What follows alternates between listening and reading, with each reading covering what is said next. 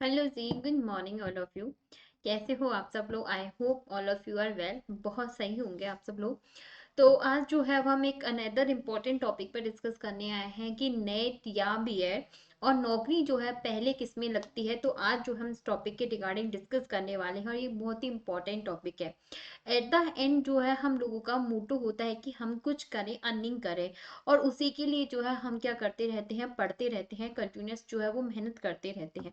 तो आज हम लोग जो है इस टॉपिक पर डिटेल से डिस्कशन करेंगे। ठीक है जी।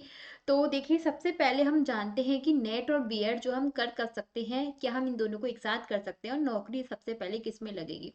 तो सबसे पहले यदि मैं आपसे बातें करूं नेट के लिए, तो नेट का मतलब होता है नेशनल एलिजिबिलिटी टेस्ट।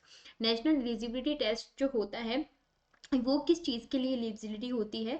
तो ये होती है आप लोगों की असिस्टेंट प्रोफेसर के लिए, और साथ ही साथ यदि आप पीएचडी करना चाहते हो उसके लिए। ठीक है। तो ये उसके लिए जरूरी होता है आप लोगों का नेट। ये नेट जो होता है ये आप लोगों का सेंट्रल लेवल का जो है वो पेपर होता है, जिसे जो है आपका एनटीए जो है वो कंडक्ट करवाता है, जो कि आपका साल में 2 बार होता है, जून में और दिसंबर में। यदि मैं आपसे बीएड की बात करूं, तो बीएड भी एक तरह से एक डिग्री ही जो है वो मान लेते हैं। यह एक डिग्री है, एक कोर्स होता है जो 2 साल का होता है। ठीक है। और या फिर हम ये कह सकते हैं कि ठीक है, क्या होता है, ये टोटल जो है 2 साल का होता है या फिर 4 साल का होता है। अब ये कैसे होता है, अब इसको डिटेल से हम डिस्कस कर लेते हैं। सुनिए जी। तो एक्चुअल में होता क्या है, सबसे पहले हम जानते हैं कि नेट हम कब कर सकते हैं और बीएड जो है वो हम कब कर सकते हैं। आप लोगों ने मान के चलो, जैसे कि मैं एक लंबी सी जो है वो लाइन खींच देती हूँ, इधर जो है मैं आपको नेट के बारे में बताऊंगी और इधर आपको बीएड के बारे में, जिससे आपको कोई डाउट जो है वो नहीं रहे। नेट जो होता है आप लोगों का, ये आप कब जो है वो दे सकते हो, तो जब आप लोगों ने अपना यूजी जो है वो कंप्लीट कर लिया है, मतलब आप लोगों ने ग्रेजुएशन कंप्लीट कर लिया है, और फिर अब आप क्या कर रहे हो अपना, या तो आप एमए फर्स्ट ईयर में हो, मतलब आप अपनी पीजी के प्रीवियस ईयर में हो या सेकंड ईयर में हो। ठीक है। या आपने अपने पीजी कंप्लीट कर लिया है उसके बाद, तो मतलब यदि मैं आपसे बात करूं, तो मिनिमम जो क्वालिफिकेशन होती है आपकी नेट की, वो होता है कि आपकी जो पीजी है उसमें आपकी 50% जो है यदि आपकी है, तो आप क्या कर सकते हो, नेट की एग्जाम दे सकते हो। ठीक है। ये तो आपकी एलिजिबिलिटी हो गई कि आप नेट की एग्जाम कब दे सकते हो। उसके बाद यदि मैं आपसे बीएड की बात करूँ, तो बीएड आप कब कर सकते हो, तो बीएड के लिए जो आपकी मिनिमम जो एलिजिबिलिटी जो है वो होती है आप लोगों की यूजी। ठीक है। यदि आप लोगों ने अपनी 3 साल का जो है यूजी जो है ग्रेजुएशन अपने कंप्लीट कर ली है, तो ग्रेजुएशन कंप्लीट करने के बाद जो है पीटेट का जो है वो एक टेस्ट लगता है, और इस पी टेस्ट के टेस्ट के माध्यम से जो है आपको कॉलेज जो है अलॉट होते हैं, और इन कॉलेज वगैरह अलॉट होने के बाद, कट ऑफ क्लियर करने के बाद जो है वो आप किसी भी कॉलेज में, मतलब जो कॉलेज आपको मिलता है उससे आप जो है वो बीएड जो है वो करते हो, और ये बीएड भी जो है वो आपकी 2 साल होती है। इवन जो है अभी एक दो कुछ सालों से जो है वो क्या होने लग गया है कि हम बीए बीएड या बीएससी बीएड है ना, वो भी करते हैं, तो वो 4 साल की होती है। एक्चुअल में ये शॉर्ट बात है, वो बातें अलग है। अभी मैं आपको नॉर्मल शॉर्ट में बता रही हूँ। तो मतलब एक मिनिमम एलिजिबिलिटी जो होती है वो बीएड के लिए होती है यूजी, और नेट के लिए होती है आप लोगों की पीजी। एक चीज तो ये हो गई है। अब बात ये होती है कि मैम इससे जॉब कैसी लगती है और किस लेवल की जो है वो जॉब लगती है। नेट जो होता है इसके लिए जो आपकी जो जॉब जो लेवल जो होता है, उसके लिए में आप जो है असिस्टेंट प्रोफेसर बनते हो, मतलब आपकी कॉलेज लेवल की जो है जॉब आप लोगों की लग जाती है। आपकी नेट यदि आपने पास कर लिया है, तो आप असिस्टेंट प्रोफेसर का फॉर्म भरने के लिए एलिजिबल हो जाते हो, और आप किसी भी पूरे ऑल ओवर इंडिया में जितनी भी यूनिवर्सिटीज़ हैं जो अपने यहाँ पर असिस्टेंट प्रोफेसर के वैकेंट निकालती है, तो उनमें आप एलिजिबल हो जाते हो, और आप बाकायदा जो है असिस्टेंट प्रोफेसर बन जाते हो। बीएड जो होता है, इस बीएड से आप लोग जो है टीजीटी जो है लेवल के टीचर और पीजीटी लेवल के जो है वो टीचर्स बनते हैं। मतलब यदि आप 9th 10th, मतलब 6 7 8 9 10th के या फिर 11th 12th के बच्चों को पढ़ाना चाहते हो, तो आपकी जो जॉब लगेगी वो सेकेंडरी और सीनियर सेकेंडरी लेवल की जॉब है, वो आपकी बीएड के थ्रू लगती है। मतलब जैसे आपको के पास 2 साल बाद, जैसे 2 साल आपने बीएड की, आपको जो है वो डिग्री मिल जाएगी, और उसके बाद आप टीजीटी पीजीटी की जो एग्जाम्स है उन्हें आप दे सकते हो, ठीक है जी। अब उसके मतलब लेवल जो है वो ये होता है कि आप स्कूल के लेवल के बच्चों को पढ़ाओगे और यहाँ पे आप कॉलेज लेवल के बच्चों को पढ़ाते हो। अब बात नेक्स्ट जो है वो आती है टाइम। इसमें क्या होता है कि नेट जो होता है ना, ये बहुत शॉर्ट टाइम होता है कि आप यदि अपने एमए के जो है अपनी पीजी जो है उसके फाइनल ईयर में हो और आपकी अच्छी सी अपनी सब्जेक्ट में कमांड है, और आप साथ ही साथ यदि एमए की एग्जाम के साथ ही नेट देते हो और आपका क्लियर हो जाता है, तो आपको तुरंत जो है वो नेट का सर्टिफिकेट प्रोवाइड करवा दिया जाता है। और उसके बाद यदि कहीं भी आपको वैकेंसी निकली तो आप अप्लाई कर सकते हो, तो ये बहुत जल्दी जो है वो हमें प्राप्त हो जाता है, मतलब में ज़्यादा टाइम जो है नेट के लिए नहीं लगता। लेकिन बीएड जो है ना, इसमें बहुत टाइम लगता है। मतलब आपको पहले अपनी यूजी कंप्लीट करनी होगी, यूजी के बाद आप बीएड करो, ठीक है। बीएड के बाद फिर आप लोग जो है वो टीजीटी पीजीटी के लिए क्या होते हो, इलिजिबल हो जाते हो। इवन क्या होता है कि मोस्ट ऑफ जगह जो है आपको टीजीटी पीजीटी टीजीटी के लिए जो है, टीजीटी का मतलब होता है 9th 10th के बच्चों को पढ़ाने वाला टीचर, मतलब ठीक है, समझ में आया, ट्रेंड ग्रेजुएट टीचर जो 9th 10th के बच्चों को पढ़ाता है। और पीसीटी का मतलब होता है कि जो 11th 12th के बच्चों को पढ़ाता है, मतलब पोस्ट ग्रेजुएट टीचर, ठीक है। पहली चीज तो ये समझ लीजिए। अब क्या होता है कि मोस्ट ऑफ जगह जैसे कि टीजीटी की जो एग्जाम्स के लिए क्या होता है, बीएड के बाद जो है वो हमें सीटेट की एग्जाम जो है वो भी देनी होती है। यदि हम बीएड के बाद सीटेट की एग्जाम में जो है वो क्लियर कर लेते हैं, देन उसके बाद जो है वो हम टीजीटी की एग्जाम के लिए फॉर्म फिल कर सकते हैं। तो ये एक सिनेरियो रहता है बीएड के बाद। और लेकिन यहाँ पे क्या होता है कि यदि आपने पीजी कर लिया है, नेट क्लियर हो गया है, तो आप डायरेक्ट जो है वो आपको असिस्टेंट प्रोफेसर की जो एग्जाम है उनके लिए आप अपना फॉर्म डाल सकते हो। ये तो एक सिनेरियो रहता है। अब बात आती है हमारा कि मैम जॉब जो है वो सबसे पहले किस में लगेगी।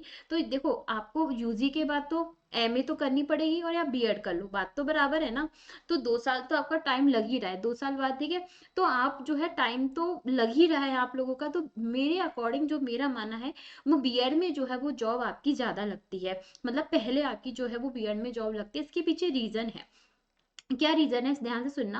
हमारी कुछ सेंट्रल लेवल पर वैकेंसियां निकलती हैं, जैसे कि केवीएस की, केंद्रीय विश्वविद्यालय वैकेंसियां निकालता है।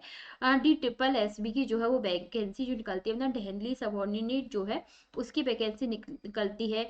एनवीएस की जो है वो वैकेंसी, नवोदय विद्यालय की वैकेंसी निकलती है। साथ ही साथ ईएमआरएस की जो है वो भी वैकेंसी निकलती है, मतलब एकलव्य मॉडल रेजिडेंसी स्कूल जो है, इनकी भी आपकी जो है वो वैकेंसी निकलती है। तो ये तो जो है आपकी नेशनल लेवल की एग्जाम्स हो गई हैं।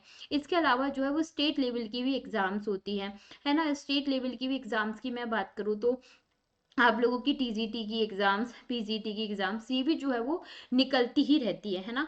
और ये यदि मैं आपको इस सिनेरियो के बारे में बात करूँ तो ये ईयरली जो है वो एग्जाम्स आपकी मोस्टली निकलती हैं, ठीक है।